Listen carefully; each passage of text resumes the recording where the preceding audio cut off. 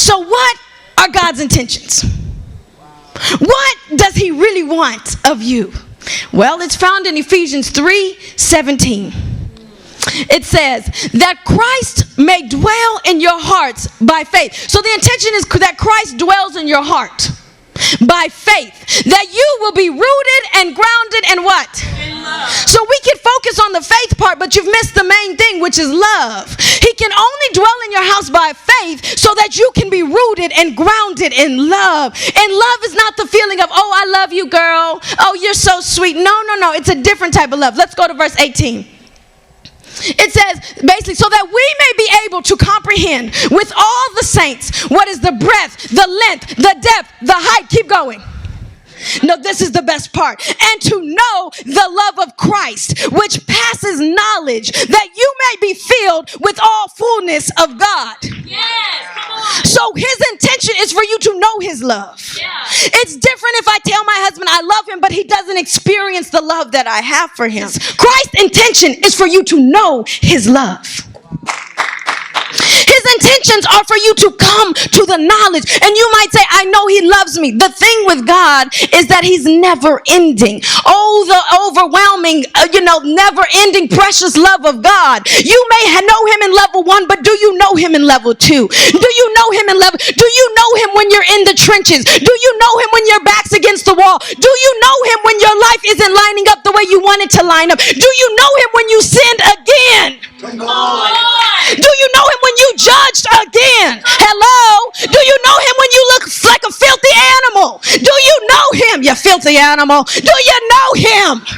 Do you know? I'm being serious. Do you know his love? Do you know? So what are the intentions of his love? Why does he want me to know his love? If we can start to comprehend his love for us, then we can trust God more. Come on. Amen. If I can start to know in this area he loves me, then I won't fear, right? Because I know that I'm loved. And that's why even last week I said I don't believe anything in my life happens by chance. It can't. Your life may be chance, but my life is directed and ordered by God. Hey, tell your neighbor, mine is directed and ordered by God.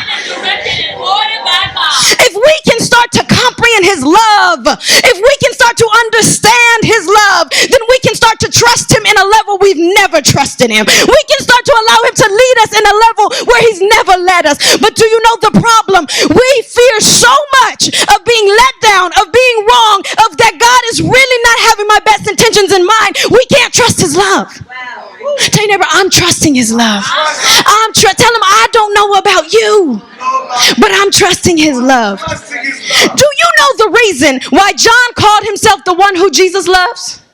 I have never read in the Bible that Jesus said, come here, John, the one who I love. Have you read that written in red?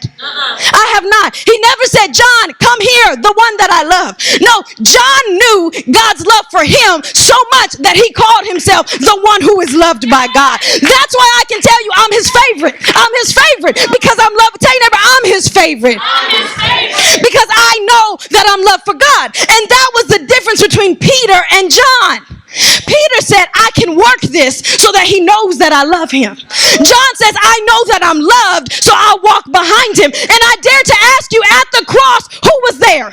John. The one who worked the work, or the one who knew he was loved and was standing there watching, saying, this is the one who I love? Who wrote John 3:16? John. Because he understood the love of God. Ask your neighbor, do you understand?